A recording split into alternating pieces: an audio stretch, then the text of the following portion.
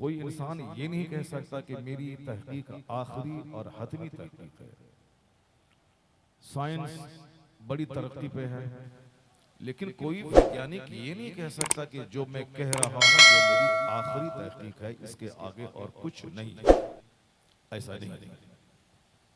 2 साल पहले कोई कुछ कहते हैं और 2 साल के बाद कोई कुछ कहते हैं। 16वीं सदी में एक वैज्ञानिक ने कहा कि जमीन हरकत में है, सूरज ठहरा हुआ है। 18वीं सदी में सर फ्रेडरिक विलियम हर्शल पैदा हुए, उसने कहा कि नहीं, गलत है, जमीन साकिन है, ठहरी हुई है, सूरज एक अनजान ठिकाने की तरफ महव गर्दिश है।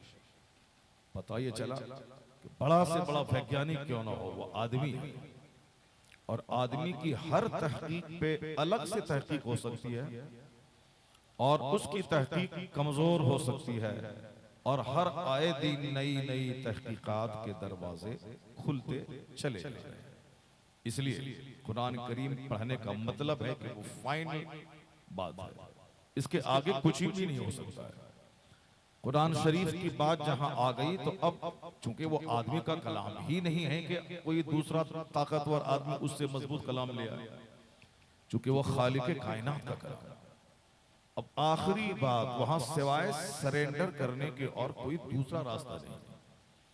सरेंडर का मतलब यह हुआ कि सरे तस्लीम खम कर दे, झुका दे बंदा, बस अल्लाह ने जो कहा वो सच है। वहां वाई वाट चूं चरा की कोई गुंजाइश नहीं है। अल्लाह ने कह दिया, चूंकि वो सारी कायनात के खालिक का कलाम। यह इंसान बेसिकली बहुत कमजोर है।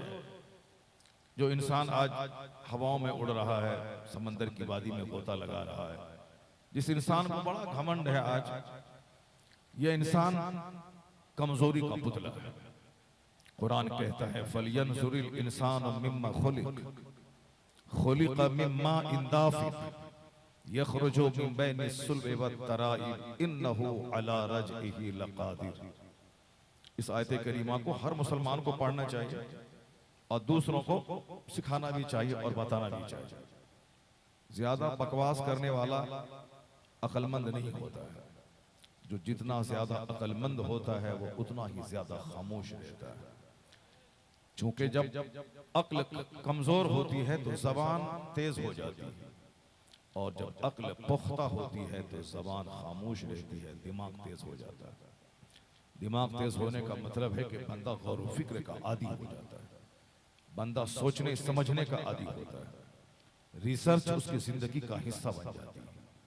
वो हर छोटी से छोटी और बड़ी से बड़ी बातों पे गौर करता है, वहां से अपने लिए रोशनी हिदायत का नूर अपने लिए पाता है।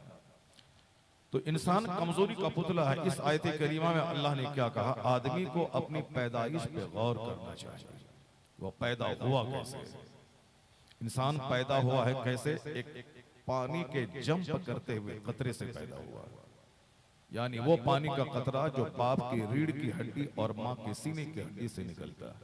यखरुजु मिन बैनि सुल्बि वत्तराइब, ये अल्लाह की बात है, फाइनल बात है। कोई दूसरा खुदा है ही नहीं जो उससे ज्यादा कोई मजबूत बात ला सके। खुदा वहदहू ला शरीक है, उसका कलाम भी बिल्कुल वहदहू ला शरीक है, उसको कलाम का कोई जवाब ही नहीं। जो कह दिया वो आखिरी बात है। बंदा भले ही आज बोले कि सही नहीं है, मगर 10 साल के बाद उसको बोलना पड़ेगा कि बात वही सच है जो खालिक कायनात ने कही। इसलिए सबसे ज्यादा कुरान पढ़ा जाना चाहिए, और सबसे ज्यादा कुरान पढ़े जाने वाले को इज्जत देनी चाहिए। चाहे एक डिस्ट्रिक्ट का डीएम कोई आ जाए, वो साहब साइंस पढ़ा है, अंग्रेजी पढ़ी है, मैथ पढ़ा है, फिजिक्स पढ़ी है, बायोलॉजी पढ़ी है, उन्होंने जीके जीएस का मुताला किया है, वो इस काबिल नहीं है कि मैं उसका पांव चूमूं। अगर कोई जलील आदमी एक डीएम का पांव चूमता है तो समझ लें कि 99.9% मफाद वाबस्ता है। 2 रुपए की खातिर नौकरी के शौक में या अपना ठेका लेने के लिए किसी वजह से उसका पांव चूमता है। ऐसा है ही नहीं कि एक आदमी मैथ पढ़े उसका पांव चूमा जाए, एक आदमी फिजिक्स पढ़े उसका हाथ चूमा जाए। नहीं, उन्होंने पढ़ाई की है, नौकरी मिली है, अब वो समाज की सेवा करे, डिस्ट्रिक्ट की खिदमत करे, लेकिन इस काबिल नहीं है कि उसके हाथ को बोसा दिया जाए। हाथ को बोसा दिया जाता उसका जो अपने सीने में कुरान और हदीस का इल्म रखता है, जो अल्लाह के कलाम को अपने सीने में महफूज कर ले और अल्लाह के कलाम को समझ ले, आलिम और फकीह बन जाए, वो जान ले, वो खुद इस बात का एहसास करे कि अल्लाह ने वो नेमत हमको दी है जिसका कोई बदल नहीं है दुनिया में। 1000 एकड़ जमीन का जोतने वाला लैंड लॉर्ड तो हो सकता है, वो जमींदार तो कहला सकता है, लेकिन नाइबे पैगंबर कभी नहीं कहला सकता है। नाइबे पैगंबर वो कहलाता है, भले ही वो किराए की दुकान के घर में, भले ही वो साहब मजदूरी करने वाले का बच्चा हो, लेकिन अगर फकीह है, आलिम दीन है, तो इस रुए जमीन का सबसे बड़ा एजाज कि वो नाइबे रसूल, नाइबे पैगंबर कहलाता है। तो अब अगर इतनी बड़ी नेमत अल्लाह ने दी है, अगर वो नाइबे पैगंबर है, फकीह है तब, और अगर ऐसे ही हुलिया बनाया हुआ है, जैसे गांव समाज में झोला छाप डॉक्टर होते हैं, साहब छपरा गया, 2-3 महीने रहा, इंजेक्शन देना सीख गया, और करोसिन, डाइजीन सारी दवाइयों को जान गया। अब वो मोटरसाइकिल में एक डब्बे में दवाई रख के गांव गांव घूम रहा है, डॉक्टर साहब, डॉक्टर साहब, डॉक्टर साहब। तो अब आदमी पढ़ता है, लिखता है, नीट निकालता है, और फिर MBBS का 5 साल कोर्स मुकम्मल करता है, तब वो डॉक्टर कहलाता है। अब यहाँ 3 महीने में गए और डॉक्टर कहला गए। तो अब ये डॉक्टर, वो डॉक्टर, दोनों में जमीन आसमान का फर्क है। उसी तरह से एक है कि मदरसा में गए, कुरान खानी किया, यहाँ घूमे वहां घूमे, बस पगड़ी लपेट लिया और मैं चले आया, मौलाना साहब कहला गए। जैसे झोला छाप डॉक्टर है, वैसे ही ये मौलाना साहब हो गए, न पढ़ा न लिखा, बस पगड़ी दस्तरबंदी हो गई, अब मौलवी साहब हो गए। ये झोला छाप आलिम फकीह नहीं, जो हकीकत में फकीह है, जो हकीकत में आलिम है, रहे कोई खान साहब, रहे कोई सैयद साहब, रहे कोई साहब, कोई भी साहब रहे हो, लेकिन फकीह जो हकीकत में आलिम है, वो कभी ये ना समझे कि अल्लाह ने मुझको बुलेट नहीं दिया, अल्लाह ने मुझको अपना घर नहीं दिया, अल्लाह ने मुझको अपना मॉल, अपना मार्केटिंग कॉम्प्लेक्स नहीं दिया। वो जान ले कि दुनिया की सबसे बड़ी नेमत अल्लाह ने उसको दे दी। सरकारे दो जहां अलैहिस्सलाम पैगंबर आजम है, आलिमे बाअमल फकीह, नाइबे रसूल कहलाता है। ये इतना बड़ा टाइटल है कि 1000 एकड़ जमीन का जोतने वाला तो छोड़िए, पूरे भारत का वजीर आजम, पूरी दुनिया की यूनाइटेड नेशंस का प्रेसिडेंट, चाहे जितना बड़ा मनसब हो, कोई मनसब नियाबत रसूल के मनसब को, अजमत को छू नहीं सकता। तो अब एक आलिम दीन को कोई गाली दे, कोई फर्क नहीं पड़ता, आलिम दीन के मारने की बात करे, कोई फर्क नहीं पड़ता, चूंकि पैगंबर आजम अलैहिस्सलाम को भी लोगों ने, उन पर भी लोगों ने पत्थरों की बारिश कर, आका अलैहिस्सलाम को भी लोगों ने गालियां दी, आका अलैहिस्सलाम के भी गले में लोगों ने चादर डाल के खींचा। जो कायनात के मालिक व मुख्तार हैं, महबूबे परवरदिगार हैं, उनको भी हालत सजदा में लोगों ने ऊंट की ओजड़ी उनकी पीठ पर रख दी।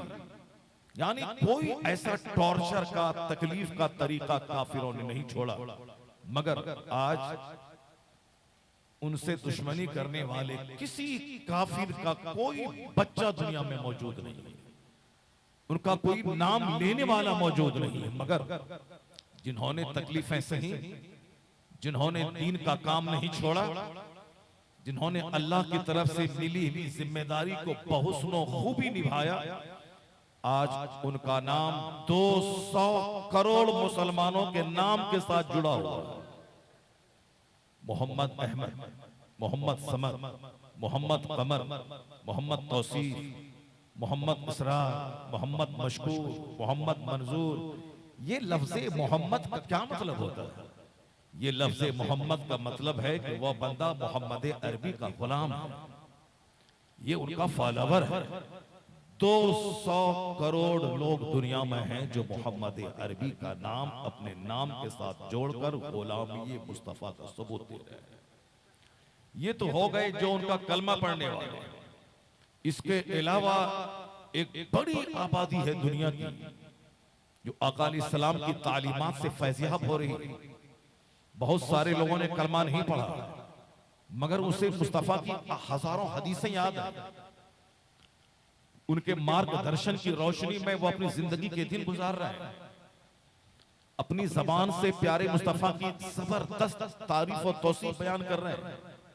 हम लोग चूंकि नेगेटिव बातों पे ज्यादा दौड़ते हैं, इसलिए कोई लुच्चा लफंगा मेरे पैगंबर के खिलाफ बोलता है तो हम लोग गुस्से में आ जाते हैं, सड़कों पे आते हैं, सामने वाली पुलिस पे पत्थर फेंकते हैं।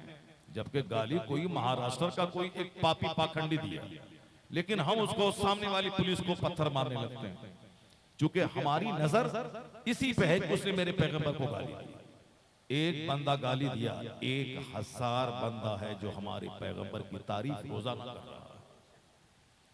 हमारे पैगंबर की तारीफ में बेशुमार कुफार और मुशरिकीन की किताबें मौजूद हैं। इसलिए उनकी इस गुस्ताखी को हाईलाइट नहीं करना चाहिए।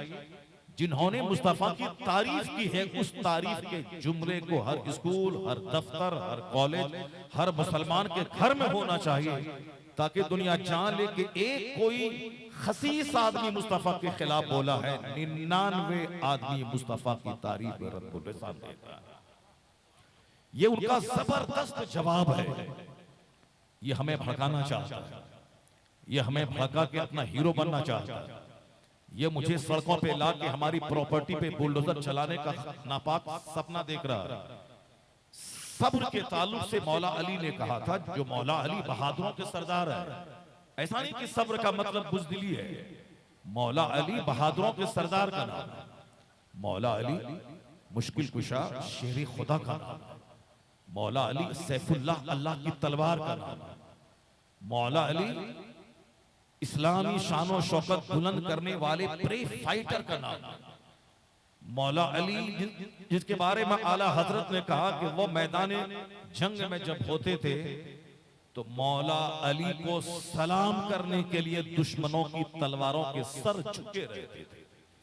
बहरे तस्लीम में अली मैदान में सर झुके रहते हैं तलवारों के। ये आला हजरत ने कहा, बहरे तस्लीम में अली मैदान में, मौला अली को सलाम करने के लिए मैदान में तलवारों के सर झुके रहते थे। इतने बड़े मुजाहिद। उन्होंने क्या कहा कि दुनिया में जिंदा रहने के लिए ईमान और सब्र दोनों में गहरा संबंध है। जहां ईमान है वहां सब्र है, जहां सब्र नहीं है वहां ईमान भी नहीं है। जिस तरह सर है और ये धड़ है, दोनों मिलने के बाद जिस्म तैयार हो जाए।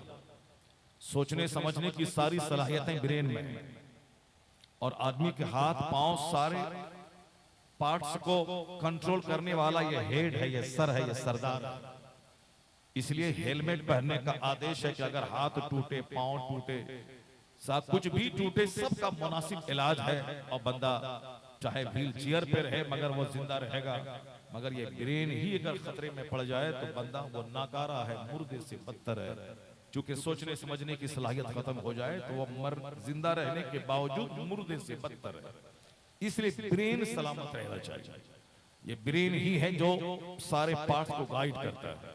ये ब्रेन हेड है, सरदार है सारे जिस्म का। मौला अली कहते हैं कि सर है मगर जिस्म नहीं है तो सर बेकार है, और जिस्म है अगर सर नहीं है तो धड़ बेकार है।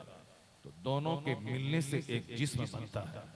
कहते हैं कि ईमान और सब्र, ये दोनों के मिलने से एक कामयाब वजूद तैयार होता है। जहां ईमान है वहां कंप्लीटली सब्र करना होगा। कोई अल्लाह को गाली देगा, सब्र करना होगा। कोई हुजूर की तौहीन करेगा, सब्र करना होगा। कोई कुरान के खिलाफ बोलेगा, सब्र करना होगा। कोई नमाज के खिलाफ बोलेगा, सब्र करना होगा। जैसे एक खबीसा मरदूदा, अभी कल परसों की न्यूज है, उन्होंने सवाल किया कि साहब पानी सेफ वाटर का ऐलान पूरी दुनिया में हो रहा है, पानी बचाइए, पानी बचाइए, पानी की किल्लत हो रही है। ये 5 वक्त वजू में पानी बर्बाद करना, ये इस्लाम का कौन सा कानून है? ये नहाना, गुस्ल करना, अच्छी तरह से पाकी हासिल करना, पानी को बहाना, ये कौन सा तरीका है?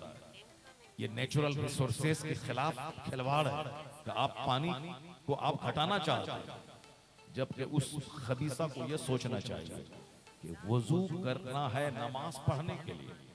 नमाज इबादत है उसकी जिसने हमें पानी दिया, जिसने हमें समंदर दिया। तो अगर हम दुनिया के काम करने के लिए, गाड़ी वॉश करने के लिए अगर हम हजारों लीटर पानी बहाते हैं, तो अगर हमने 2 लीटर पानी देने वाले खुदा की इबादत के लिए मैंने वजू में सर्फ कर दिया, तो ताज्जुब की क्या बात है। 1-2 लीटर क्या, अगर हजारों लीटर अगर वजू पे खर्च करना पड़े तो खर्च कर दे। ये फजूल खर्ची नहीं, ये ऐन इबादत है। क्योंकि जो पानी देने वाला है, मैं उसी पानी देने वाले की इबादत कर रहा हूं। अब पानी के घटने का कोई सवाल नहीं है। दुनिया का 75% हिस्सा समंदर का, और वो समंदर के नमकीन पानी को काबिले इस्तेमाल बनाने के लिए अल्लाह ने बंदों के दिमाग में तहकीक दे दी, और बंदे उस फार्मूले का इस्तेमाल करके समंदर के खारे पानी को इस्तेमाल के काबिल बना रहे हैं। आज अरब ममालिक में बिलखुसूस हरमैन तैयब है, करोड़ों लीटर पानी वजू पे खर्च हो रहा है। ये पानी वही समंदर का सॉल्टेड वाटर है जिसको स्वीट बना करके पेश किया जाता है। ये सारे फार्मूले अल्लाह रब्बुल इज्जत की तरफ से बंदों के दिमाग में डाले जाते हैं। पहले 100 एकड़ जमीन में खेती होती थी और आबादी मुख्तसर थी, फिर भी लोगों को चावल नहीं मिलता था खाने, लोगों को रोटी, लोगों कायदे से रोटी नहीं मिलती थी। लोग बाजरे की रोटी इस्तेमाल करते थे, लोग मड़वा की रोटी इस्तेमाल करते थे, लोग अलग अलग इलाकों में अलग अलग नाम दिया जाता है उसको। लोग कौनी की रोटी इस्तेमाल करते थे, मकई की रोटी इस्तेमाल, गरीबों की रोटी, मड़वा की रोटी गरीबों की रोटी, मालदारों की रोटी, गेहूं की नफीस रोटी, ये रोटी नहीं मिलती थी। मगर आज 1 कट्ठा जमीन में साल भर खाने के लिए दाने को लोग उपजाते हैं, उसकी पैदावार करते हैं। ये कौन है? आबादी थी 1 करोड़ की, दाने की किल्लत थी, और आबादी अभी दुनिया में है 1200 करोड़ की आबादी। अभी दुनिया में 1200 करोड़ लोग कमोबेश हैं, लेकिन खाने की वो फरावानी है कि वलीमा में दाने की बर्बादी, लंगर में दाने की बर्बादी, ये साहब भंडारा में लंगर की बर्बादी, ये होटल में लंगर की खाने की बर्बादी। यानी होटल में, वलीमा में, लंगरों के नाम पे, भंडारा के नाम पे दाने की वो बर्बादी है कि साहब 2-2 हजार रुपए की प्लेट शादी में खिलाई जा रही है, और उसमें आधी तेरी आधी मेरी लोग कर रहे हैं। पहले आबादी मुख्तसर सी, दाने की किल्लत थी, और आबादी अभी 1200 करोड़ दुनिया में है, दाने की वो फरावानी है कि लोग खाते कम है, फेंकते ज्यादा है।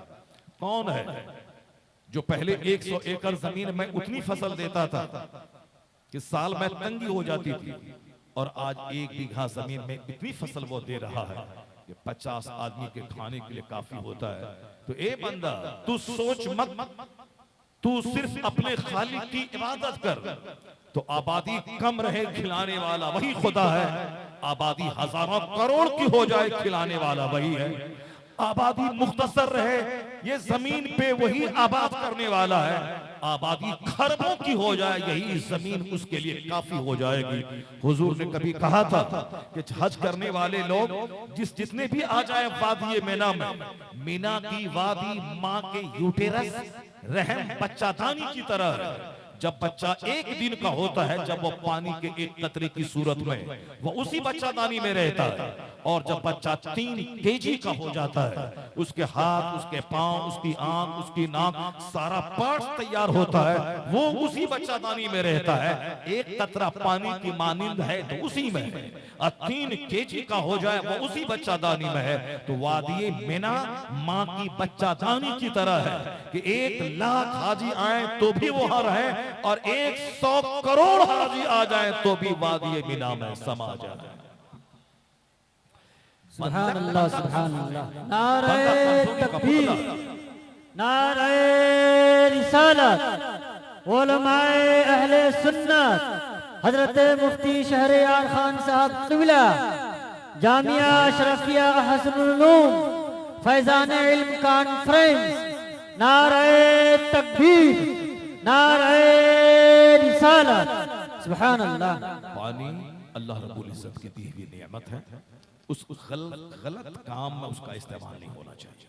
हवा अल्लाह देता है, आग अल्लाह की दी हुई नेमत है, पानी अल्लाह की दी हुई नेमत है। इन नेमतों का शुक्र अदा करना चाहिए और फिर अल्लाह रब्बुल इज्जत पर जबरदस्त एतमाद रखना चाहिए बंदे को। वमन यतवक्कल अलल्लाहि फहुव हस्बुह, जो अल्लाह पे भरोसा करता है अल्लाह उसके लिए काफी हो जाता है।